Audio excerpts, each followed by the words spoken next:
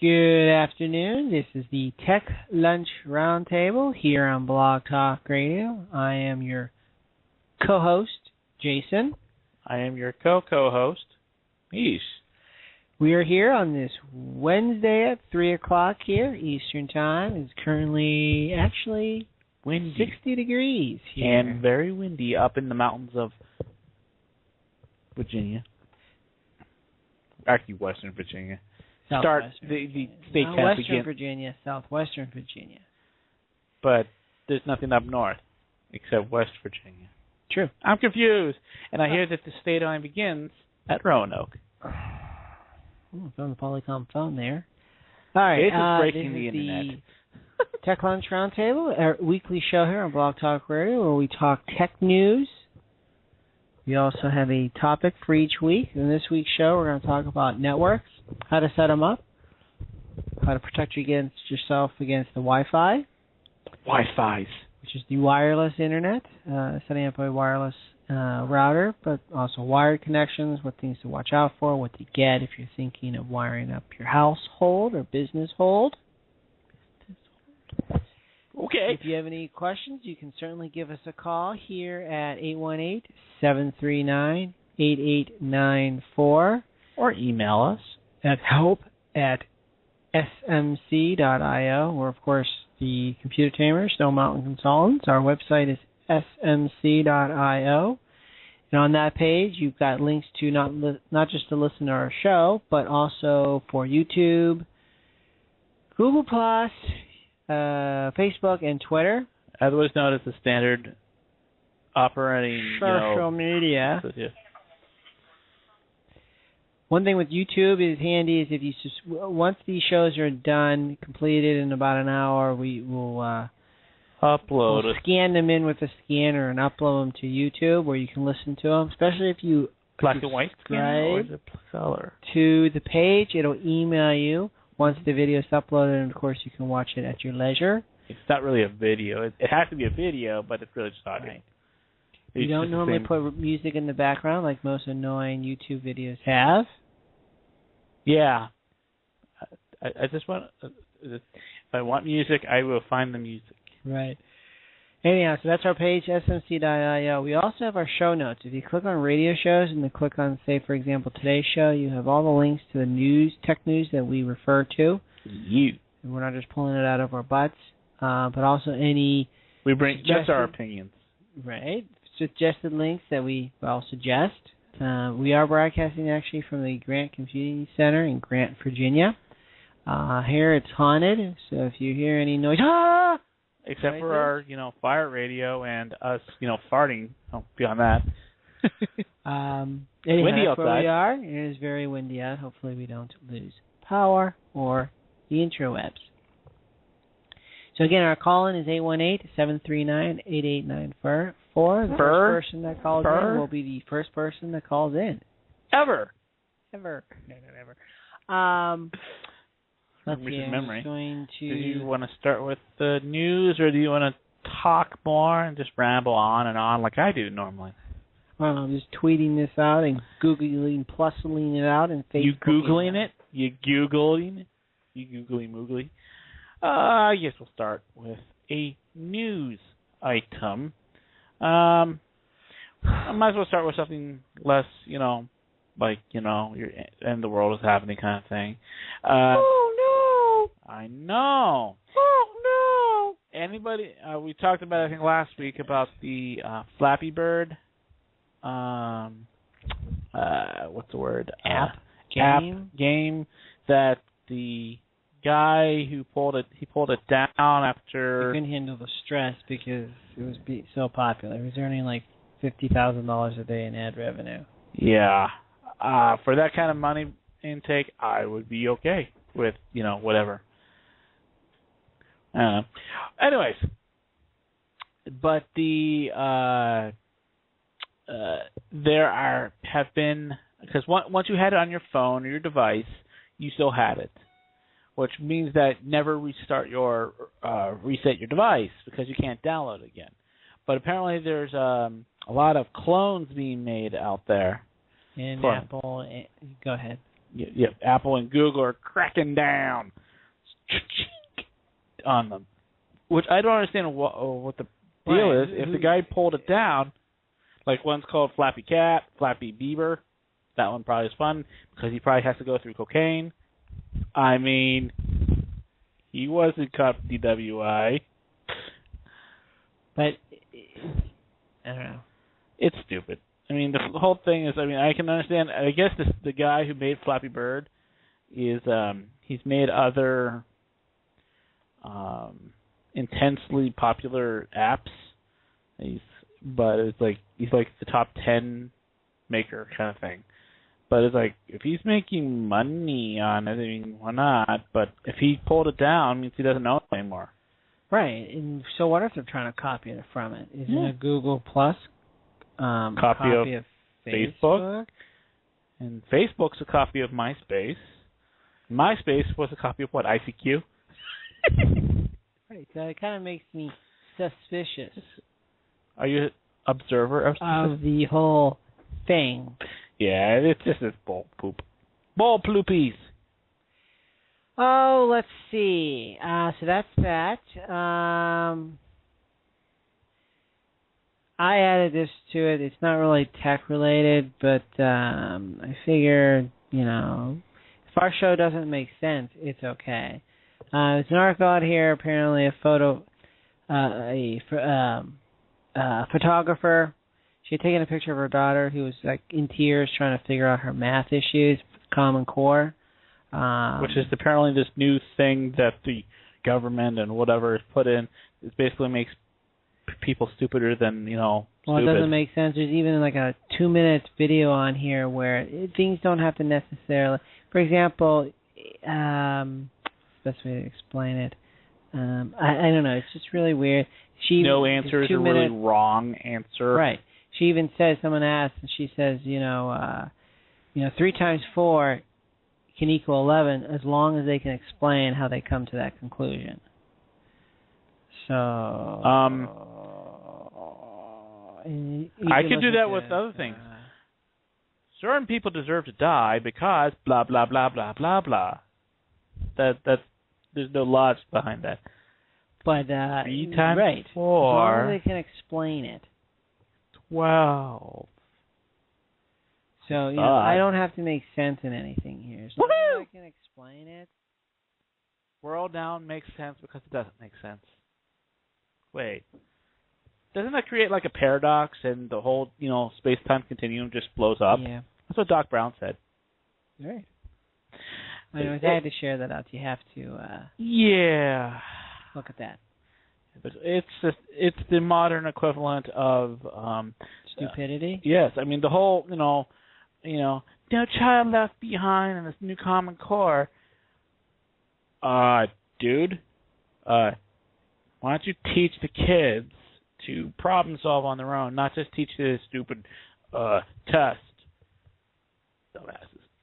I mean, I remember, and this is actually way back when, I'm like 10, 15 years ago, and I was teaching kids. I was a martial arts teacher. I would see where the people were, because I was homeschooled.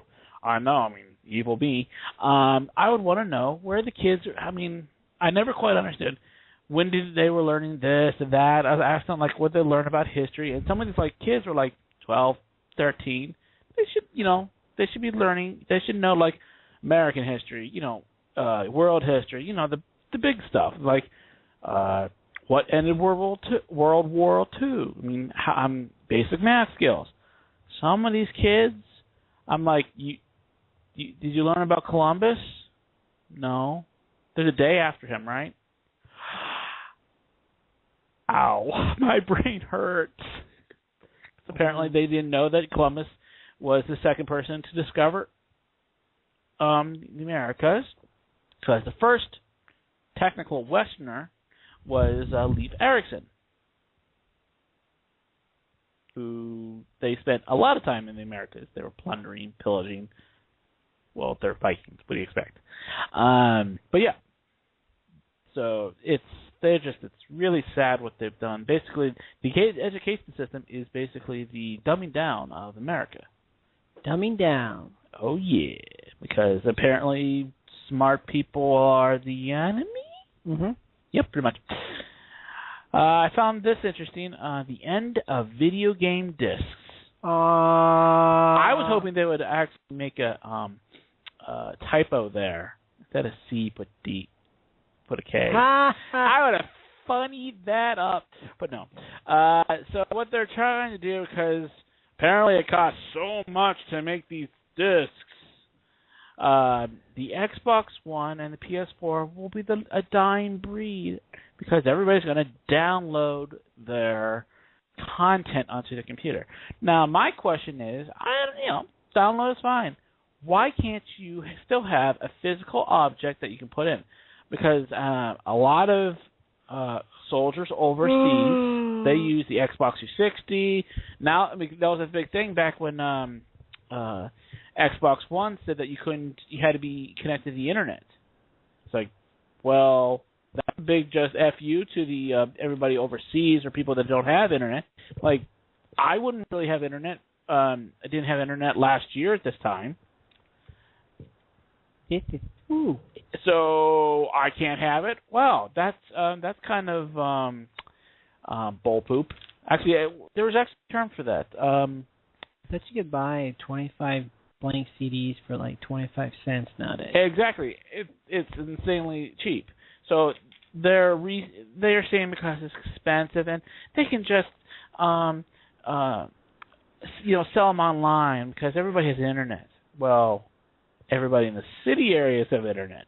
People in the middle of nowhere. That's how you feel like a blip in your internet speeds. It doesn't work and all that too. Mm-hmm. So it's all boop. It's all bloop. Hackers demo. Are you done? I was done ranting. Sorry. Okay. Go ahead. Hackers demo a $20 iPhone-sized gadget that zombifies cars. So, a walking driving show now from Walking Dead, Walking Zombie Cars. Okay. At Black Hat Asia next month, 2 Spanish security researchers are going to show a palm-sized device that costs less than $20 to build from off-the-shelf, untraceable parts that, depending on the car model, can screw with windows, headlamp, crash bits. There is a video that you can watch. Danny Greenberg spoke to the researchers for his write-up of the technology behind the upcoming demo. The hacking tool works by bypassing the security of a modern vehicle's controller area network, a.k.a. the CAN bus. So is it security? The tool hooks up to a car via 4 wires, allowing an attacker to then take over a car remotely. Once it's physically connected, the tool can inject malicious commands. It draws power from the car's electrical system and waits to relay wireless commands sent remotely from an attacker's computers. They could wait from 1 minute to 1 year and then trigger to do whatever they have programmed it to do. I'm buying a 1985 truck. Scary. It just shows that.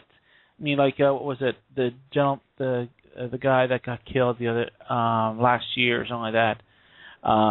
He had a Mercedes-Benz and it just blew up or it crashed. Right. And he was Yeah, basically, sure it did. Yeah, I think he was a whistleblower. 3 times 4 is 11. If you take away 1, sure. The outer net. No, it's not your underwear. That's the internet. Company plans to beam free Wi-Fi to everyone using low Earth orbit CubeSats. The OuterNet project aims to begin deploying prototype satellites to test their technology by this summer. The project is being sold as a way to bring the free internet to the masses for free. Yes, but you only can get to certain websites. I didn't even read it all. Project leaders also claim the new net will bring the free flow of information to the oppressed peoples of China, North Carolina, and the United States. North Carolina? North Korea. OuterNet will broadcast the internet to you and allow you to flick through certain websites. I actually didn't read this all. So let's see. So what are you saying? Basically that... they don't actually specify what certain sites are. Exactly. So major ISPs or like Google NSA Incorporated, I like that one. But the one thing I know, I mean, we've talked about the microwavability So they're basically, let's just, irradiate the entire area. Thanks. No more kids. It's one way. They wouldn't be able to handle the massive demand if it was every internet. I mean, every site. I mean, YouTube, anywhere. if they allowed YouTube, pew! Good night, Irene. Anyway, let's see. Lenovo, which make awesome computers. Yes, they pure do. and simple. Mm-hmm. Sales hit $10.8 billion as it tries to get into the smartphone biz, which in China, because it's a Chinese company, of course, because we reported on that they bought Motorola's cell phone department, basically, the section that does just cell phones, because Motorola still makes, radios and whatnot, and stuff that costs way too much and awesome. Although the Minotaur 6s aren't cheaper, that bad. Yeah. Cheaper, yeah. Maybe they're going the way of the iOS, iPhone C. Right, IMF. This is true. So they're making a lot of money from computer sales and whatnot. So they're trying to make against the smartphone and basically squash the iPhone. They do make some nice equipment. 2013 was an epic year for data breaches with over 800 million records lost. Now, I don't know if that's individual records or just a number of records. So if your record was at more than one company, I don't know if that constitutes one or two. Probably two. Well, if we're Common Core, it probably means that. It could mean 1,500. 800 million could be 2 billion. Right. Who knows? In 2,164 separate instances. How does the numbers or if make you go with Common Core, if you go with 2 billion, same instance divided by the separate incidents, over 822 million records were exposed, nearly doubling the previous highest, which was 2011. 4 of those breaches made the all-time top 10, and almost half involved the loss of password data. Hacking accounted for almost 60% of the incidents and over 70% of leaked records. The biggest one was part of the Target one. Actually, no, that was this year. Yeah. Heartland Payment Systems, TJX, Facebook, and Sony. I do remember the Sony one. Mm-hmm. That was a huge one. The system was down for days. The system was down. The system was down. Yeah. Comcast is going to buy Time Warner Cable. What do you freaking do? $45 billion. Yeah, I think it's going to... Isn't that going to create the largest cable? Yes. Didn't we break up like AT&T like 2 or 3 times because they have a monopoly? Yes. Comcast is going to be in that boat soon. And you just had this isn't on the news page, but you talked about Google's fiber is coming. They're expanding. They're coming out in Raleigh, Durham, North Carolina, Charlotte, North Carolina, Provo, Utah. I'm going to guess that's near the NSA place. Yes, I think they have a site out there too. We're Nashville, San Antonio, Phoenix, San Jose, and Portland. Wow. Not coming in Atlanta. Atlanta? The pigs can have.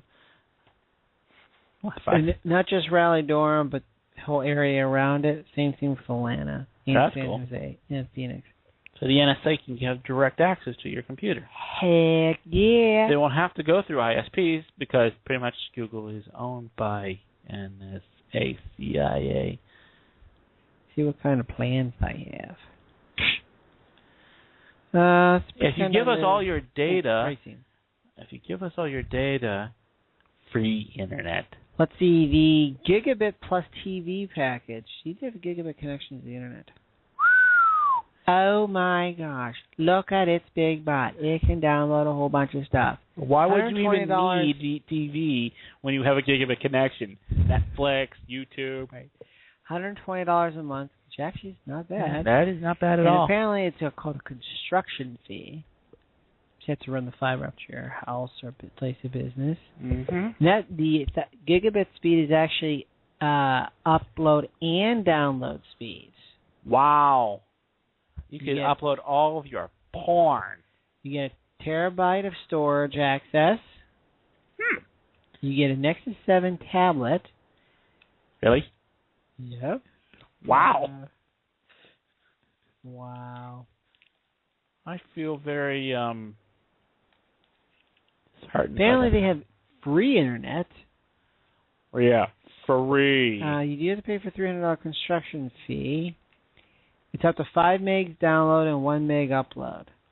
I pretty much live on that right now. I'd be okay with this. Anyhow, so there's your news that you can use for your pooper. Especially if 3 times 4 is 11. Yeah, I'm still iffy about that. Okay, how does it... Because there was Simpsons about how does the numbers make you feel? Cassie? Anyway, so that's the news we got. So next we're going to talk about networking. Or as we titled this, it's a series of tubes. You'll have to explain that one. Well, back in the ancient days of internet, 2 or 3 years ago, actually it was about 4 years ago, there was a net neutrality bill. And they called the internet, the guy who was apparently the head of the internet, and he's doing finger quotes on that one, he was an older senator, and he called the internet a series of tubes, and said that you can't just, put dump trucks on it. It was you have no idea what you're talking about. And pretty much he didn't. Anyway, so it's just a joke on that. So we're talking about setting up a network. I mean, there are tubes. I mean, they're little wires. They're little tubes. Fiber tubes. Fiber tubes. How to set up internet, work at your home, that kind of thing. There's a lot of... Actually, recently there's been a lot more technological things, especially with speed increases, that you can actually do some really cool stuff. But when you set up a network at home, you have the choice of wireless versus wired. Or both. Or both, yes. We usually recommend, because, well, we're health conscious and kind of want people to live as long as they possibly can, to try to stick to a wired side of it, because the wireless is not healthy for you.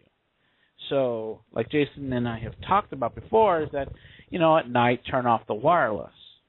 But if you have the ability to put wired in, go for it.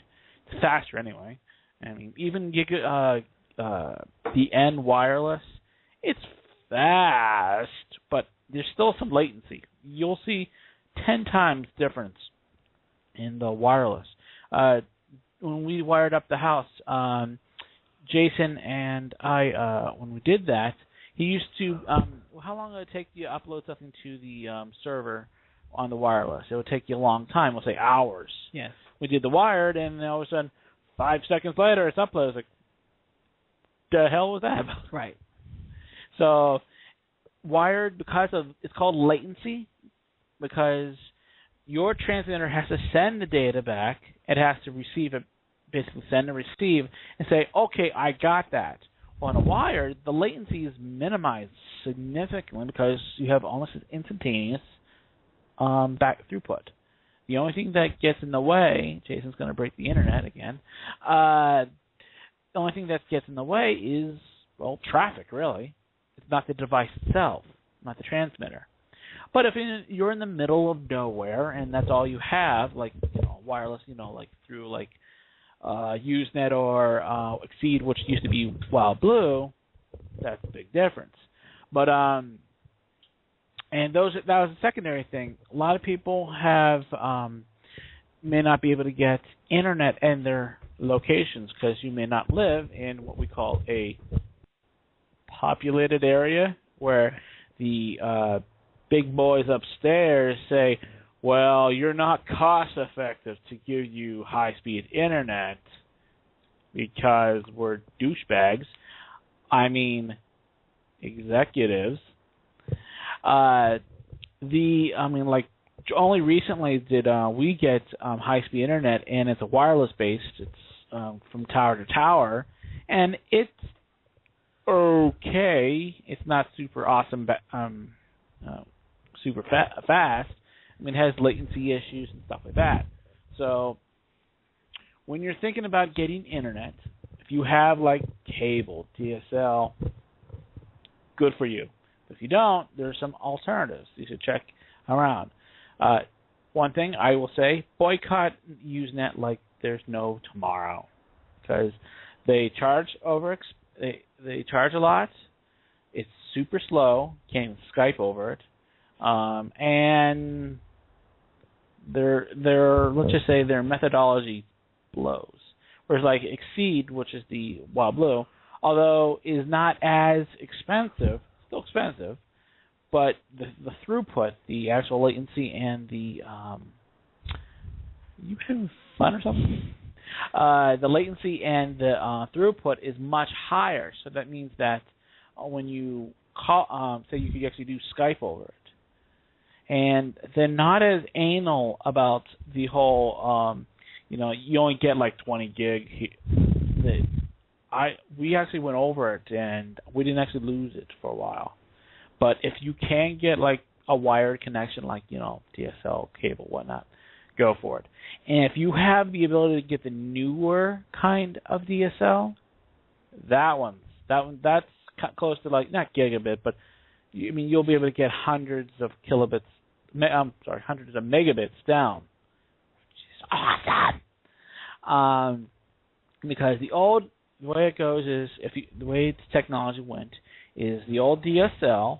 I would call it version 1, closed. Usually the most you can get is maybe a meg, and that's if you're literally right next to the switch box. Then it takes a long time for it to boot up, doesn't it? It does. Jason's playing with the camera. The next one is the cable modem, which is still probably one of the better ones out there because you can get up to 100 megabits on it. Then the new version of cable, which is new version of DSL, which uses more fiber, less just copper. Which is when you look at your phone wire, that's copper. That's basically copper wires going one. There you go. Why don't you just record that? So you have to kind of think about what you're going to do. Also, the cost effective. Like one thing that we learned about, like that's what we learned about Usenet. We had thought, we probably don't use that much internet. We used a lot of the megabits and all that kind of stuff. So it was learning experience. So you don't know how much, because especially if you like Netflix, if you actually use the internet for what it's, that's why it's kind of like bull poop. But once you have the internet at your house location, wherever you are, then you want to take a look and see how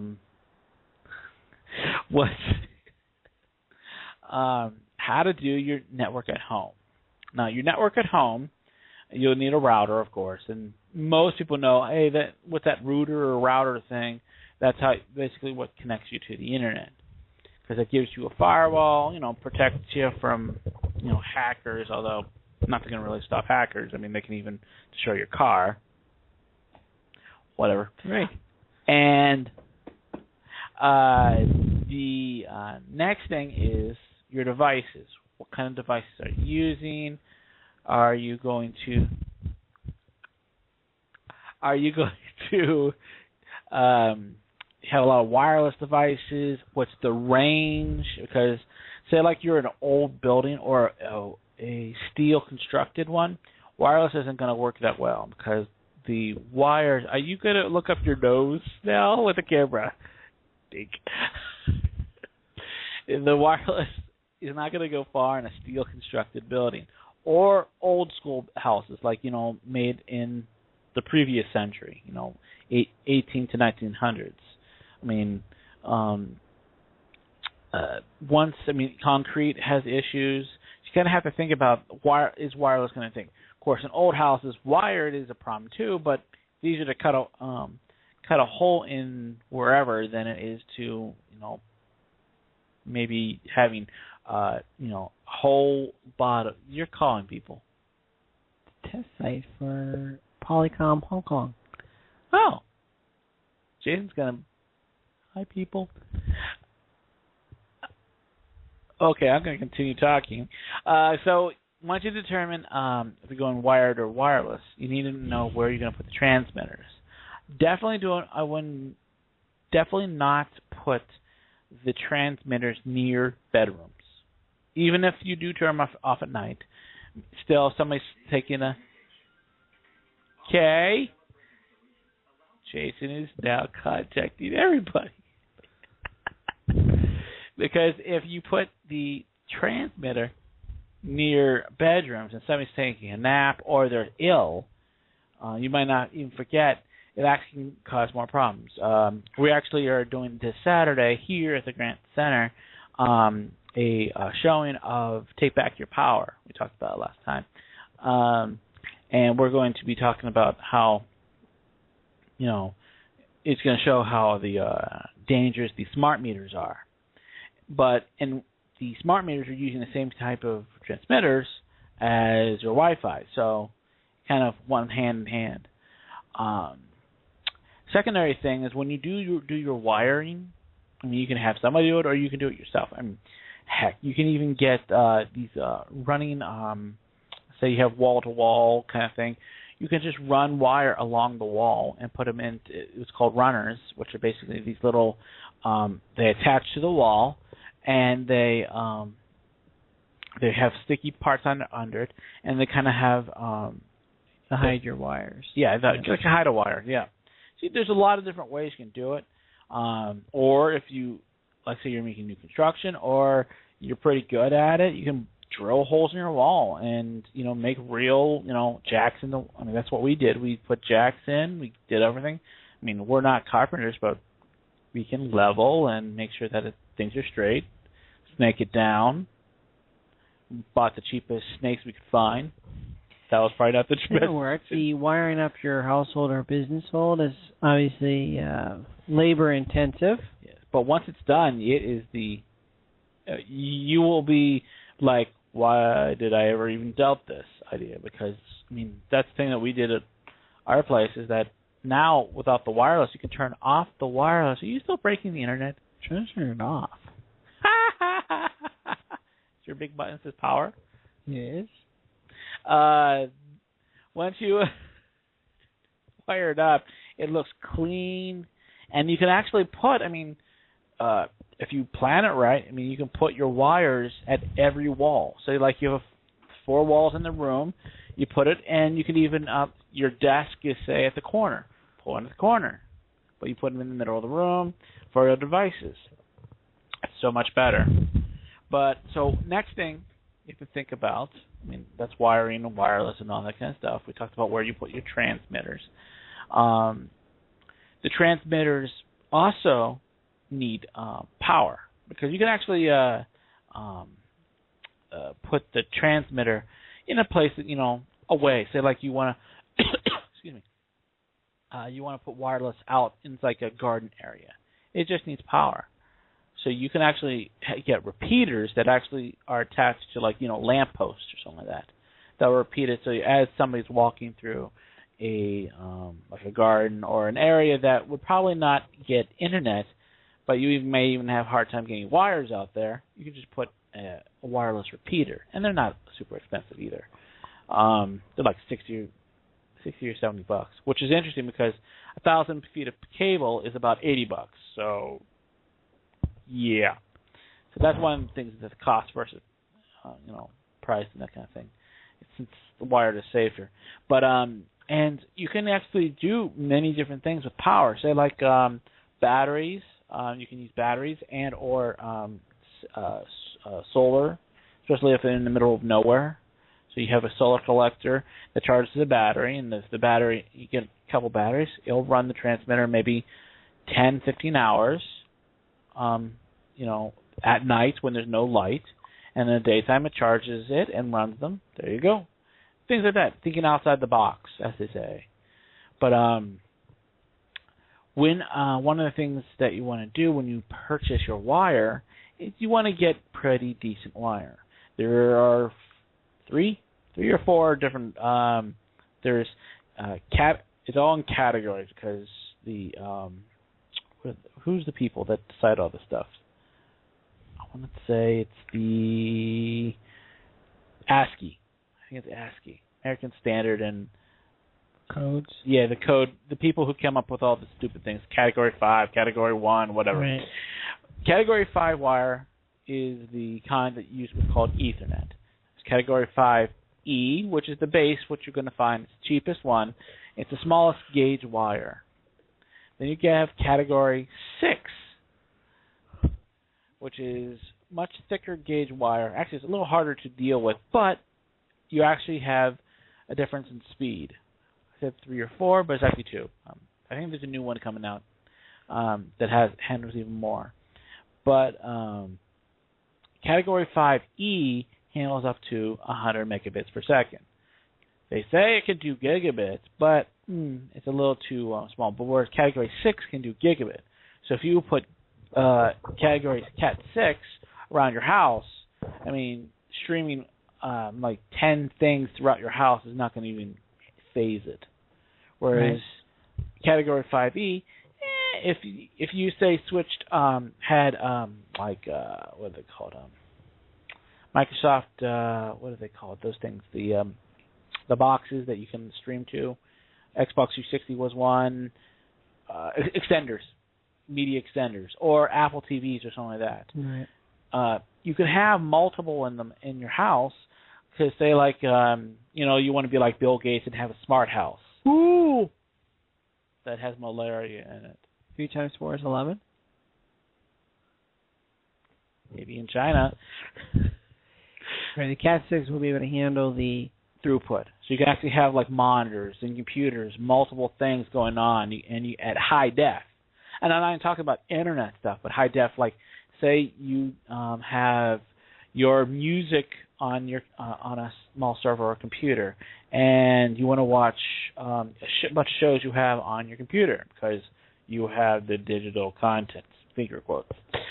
You can be playing the music as a background, which is using up some of the bandwidth, and then your movie or your thing could be playing on all devices because you're walking around, you're cleaning your dishes, you're doing your clothes, and you got screens in every room because, to be honest, it's gotten so inexpensive these days with some of the stuff. You can actually put through this cabling. I mean, say 1,000 feet of Cat 6 is probably about $120. A monitor is about $80. Decent size. Cheap monitor, and media extender probably another $100. I mean, most people spend more on their addiction via alcohol, tobacco, fire. Wait, that's not really addiction. Well, I mean, 5E, Cat 5E will do small periods. Yeah, but it won't be doing extensive stuff. Also, you want to think of is power for devices. You can actually do power over Ethernet, which means that like a device that's off in the middle of nowhere, you just have to send a Ethernet wire to it, and the device can get power, like a camera or whatnot. Because that's what kind of awesome about Ethernet. It can do a myriad of things that wireless can't do. Wireless can't do power, and it has a latency issues. It goes off. You can jam it. It's a pain in the butt. Whereas wired, I mean, you can send power, so only one wire has to go to that thing, not just power, but and you can just change them out, whatnot. That's why wired is generally the catch-all where it can do everything. Whereas wireless, I mean, it's basically the lazy person's way of, I want internet in my house. I need it in the other room. Here's a wireless there. Bloop, bloop, bleep. And my hair's falling out now. What is that going on? Right. Yeah. Pretty much. But so that's pretty much it. Unless Jason has more to add to the one side of the thing of me just rambling on about the different subjects of wired versus wireless and hooking it up in your computer. Go with the wired. I harp and harp. Oh, HAARP. Oh.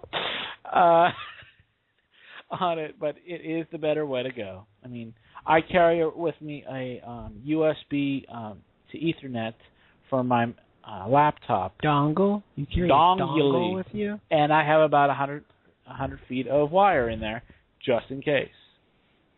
So, I think that is it for this show. Check us out next week. We'll have more stuff for you. More stuff for Fluff. If your name is Fluff, there you go. Have a good one.